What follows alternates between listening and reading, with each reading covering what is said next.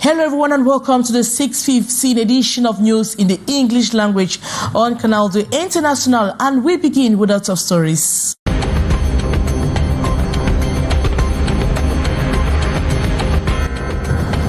Today, close to 8 million children across the national territory resume classes for the 2025-2026 academic year. However, heavy rains led by flooding in several neighborhoods hindering access to classrooms for many students. In this edition, we'll dive into the back-to-school resumption in various regions, particularly focusing on crisis zones affected by ghost towns.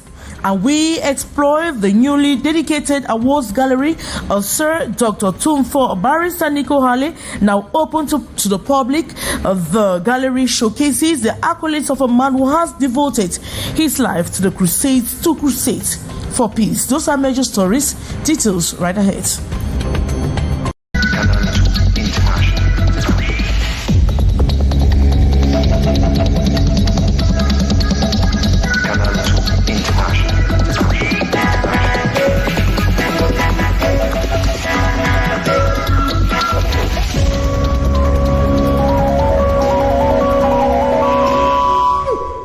Good evening once more and welcome to this edition of the 615 News in the English language. Despite the heavy rains or downpour in the capital city, Yaoundé, this Monday morning, students are and teachers pledge the odds to answer presents, breach the odds rather to answer presents in our schools. The nursery, primary and secondary institutions opened the doors at exactly 7 a.m. This Monday immediately, and classes started just immediately. More on that with our reporter, Aisen Cha.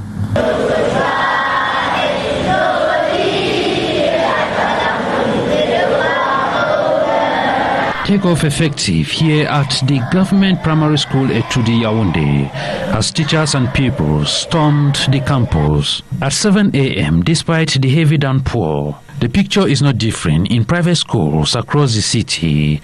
In this institution at the Emana neighborhood, Yaoundé 1 subdivision, it is serious business from the early hours. Teaching and learning started after the morning devotion with emphasis on basic rules and regulations.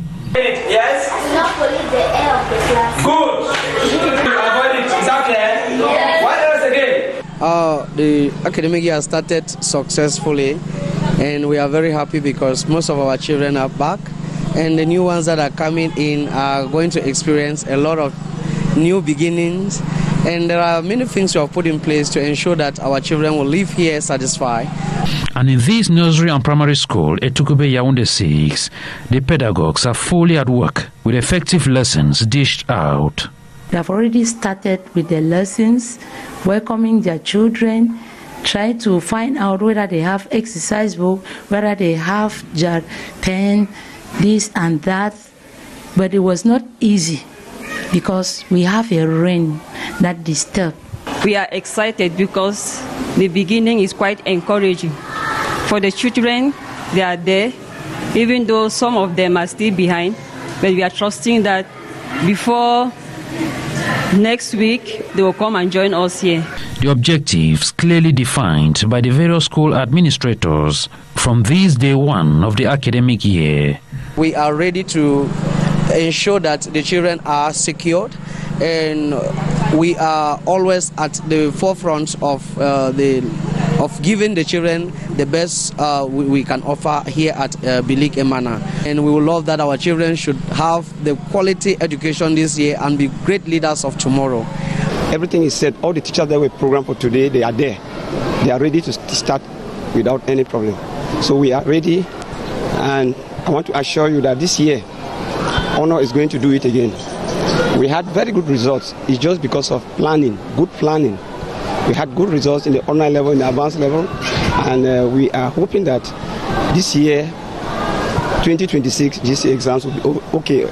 Some parents still queuing up in the different schools to register the children who are expected to catch up with others already in class. The nursery teachers will have to battle with the cries of kids coming to school for the very first time. And despite the heavy downpour, schools in Douala effectively opened their doors this Monday, September 8, 2025 for the 2025-2026 academic year, of course, with pupils and students showing strong enthusiasm and features, wasting no time getting lessons on the way. More on that with our reporter Gladys Ambo Tibang. Mathematics was the first subject on the timetable for Class 4 pupils in this lay private school in Douala. Like many other institutions across the city, classes began promptly as schools reopened their doors. I think I can assure you that we are at about 90% the effectiveness because we earlier started this. We as teachers, we resumed on the 25th of last month, so it came for preparation. People are really seated and working, so it's just few parents that came a bit late, but everything is okay. The school is organized and we are ready. In the nursery section, it was a new and exciting experience for many. School started today very well. You can see most of them are already here. Like 3/4 of the class is already here. Like 4 or 5 who are still to come. And then they have started very well. This morning, a few of them cried, but now you can see all of them are already fine. None of them is crying again. And they are singing and they are very happy to be in school. The head teacher says this early start reflects the school's commitment to seriousness from day one.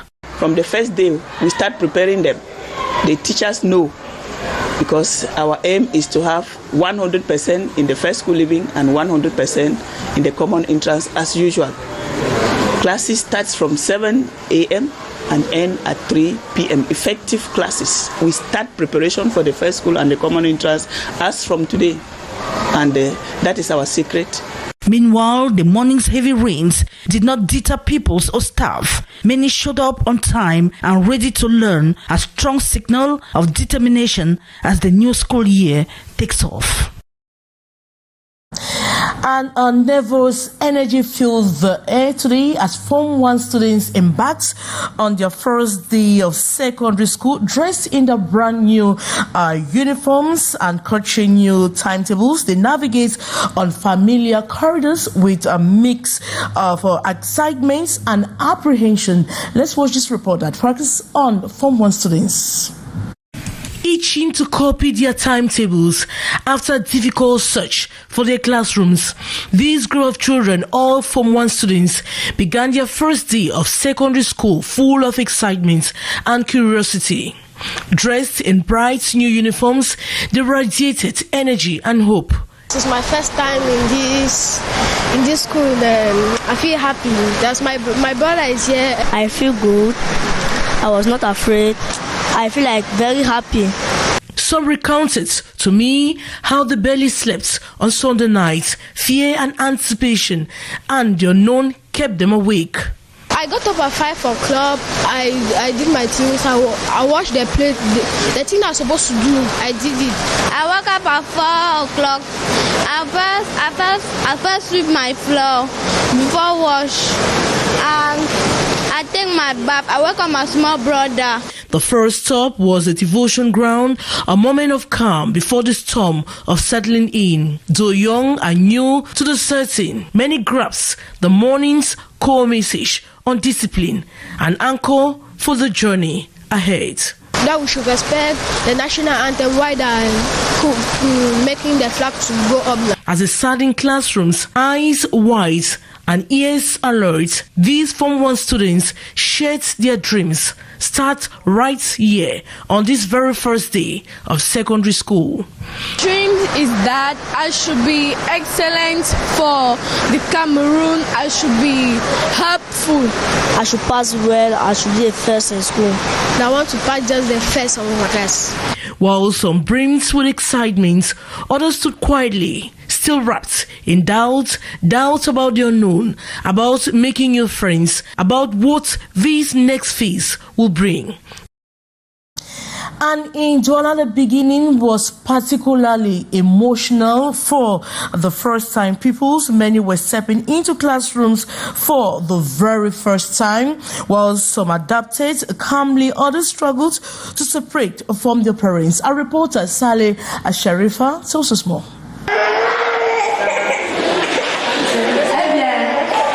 For many first-timers, stepping into the four walls of a classroom was both exciting and daunting. Some children struggled to separate from their parents, holding on tightly before gently led inside by teachers. On ne peut pas commencer un quelconque enseignement parce que là, chacun pleure sa maman. Il faut essayer de se mettre dans la peau de chacun et imaginer ce qu'il veut. For others, the experience was calmer as they quickly adapted to the new environment. Je suis très heureuse ce matin parce que I am so overwhelmed because that is my last born and this is his first time seeing the four walls of a classroom. I thought he would cry, being his first time, but he was rather calm. Mais il est plutôt très gai. She's really motivated, as you can see. The only difficulty I faced today was the traffic congestion. Aside that, nothing. While a number of pupils burst into tears at the unfamiliar setting, others settled quietly, ready to begin their academic journey. Teachers and school staff across the city worked patiently to reassure both parents and children, helping to ease the transition. De nouveaux infrastructures qu'on a mis sur pied, on a renouvelé nos tables. Je suis contente parce qu'il n'a pas pleuré. Donc j'espère que ça va continuer ainsi. The start of the academic year marks not only a return to learning, but also an important milestone for the youngest learners embarking on their very first school experience. Now our schools are reopened for another academic year. Cameroon's National Gendarmerie has launched a special road safety operation on the busy National Highway number 3 covering Yaoundé. Bumiabel stretch officers have been conducting tighter checks as we hear the following story with our reporter, Beatrice Ngamu. At traveling agencies in Yaoundé, gendarmes carefully post awareness notices, messages clearly spelled out in bold capital letters, insisting road security is an affair of all, a call for the respect of speed limits, dangerous overtaking, and use of fast and good tires. These colorful visuals also displayed on several billboards across the city. The awareness drive goes hand in hand with a strong gendarmerie presence along the highway number 3 covering Yaoundé to Bumiabel, a particularly sensitive stretch. The objective no other than to reduce road accidents during this back-to-school period. On enregistre tout juste des vitesses excessives sur l'autoroute. Jusqu'à présent, on n'a pas un cas à signaler si important. During the operation, several drivers were stopped for reckless overtaking, failure to wear seatbelts, or poor state of vehicle. It allows us to see that you have harmful smoke emission. You don't have a fire stop. One wheel is completely worn out. It is a fourth-class infraction. Situation users attribute to poor state of village roads and nothing more. There are bush cars, and since the roads are in poor conditions, you have to push them up hills using stones or wood blocks. That is why you see car in such a state. But the technical inspection was done properly. The car is in good condition.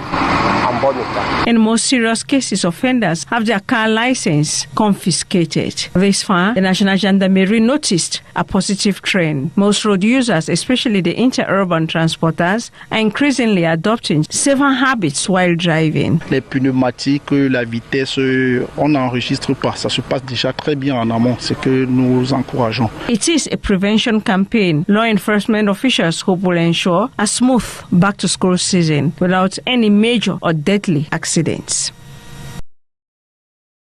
And flood waters swept through parts of Cameroon's economic hub this Monday, September 8, cutting off entire neighborhoods and leaving residents stranded after a breach in the vicinity of Depot Guinness gave way under pressure with the 2005-2006 academic school year just beginning. The situation has brought daily life in several quarters on a standstill, as we hear with our reporter Gladys Ambo Ziba. Flooding of high intensity hit several parts of Douala this Monday, September 8, causing widespread disruption. The most severely affected area was the vicinity of Depot Guinness, where water flowed like a river, submerging roads and sweeping through homes. The only bridge connecting the area to the rest of the village neighborhood collapsed under the pressure of the surging water. The bridge, which residents say had been deteriorating for some time, finally gave way, leaving people on both sides stranded and frustrated. It's been over a year since this issue began. The water gradually eroded the road, cutting it in half. Despite repeated signs of deterioration, nothing was done. And now with the heavy rains, the bridge has finally collapsed. The entire neighborhood is blocked. No one can get out. I've been waiting here for a while.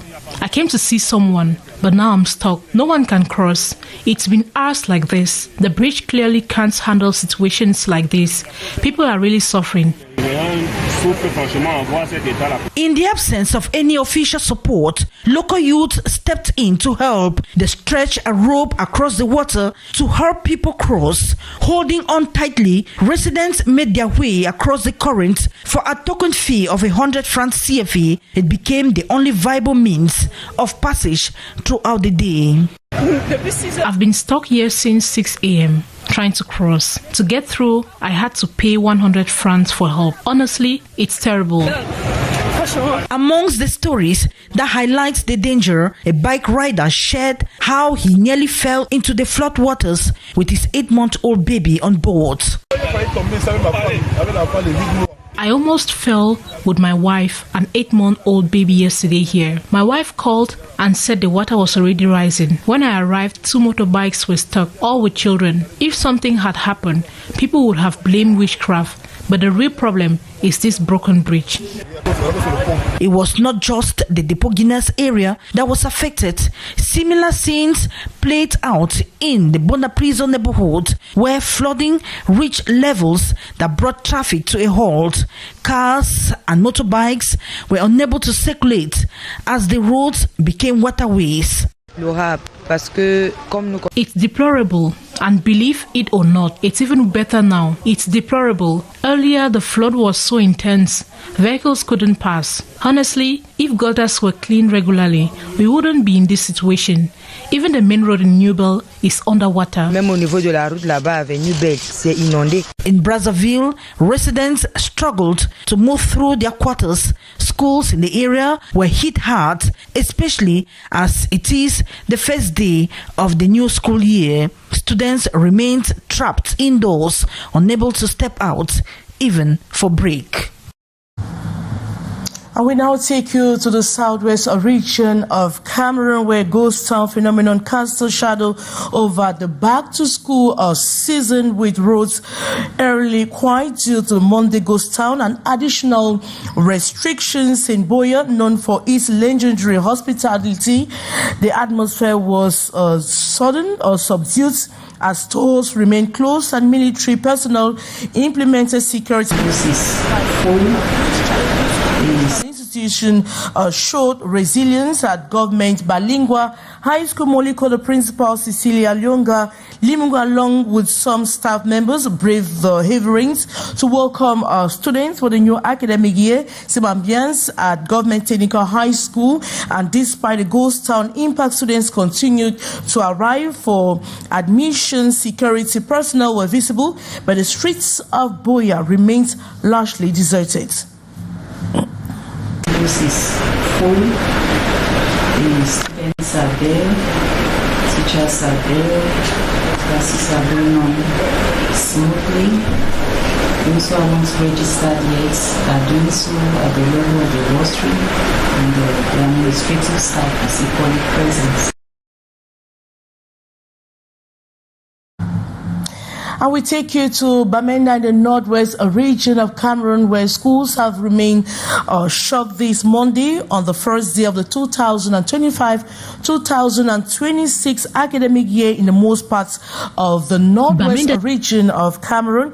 Usually a ghost town day, even many schools in the highly secured upstation in the administrative Bamenda subdivision surprisingly did not open their doors. Graveyard silence animated the town, birds for the loud sound from a military helicopter that kept hovering over the regional headquarters and some other localities, probably on a monitoring tour. There has, however, been no incident as the working hours grounded to a halt. The about 8-year-old Monday a ghost town phenomenon seems to be taking a ravaging toll on many sectors of the socio-economic life of Northwesterners. We'll come back to that in our subsequent editions of Newscast. And that brings us to the end of this edition of the 6:15 news in the English language on Canal D International. We are happy to know that you are watching. Take another rendezvous same time tomorrow. From me, it's good night.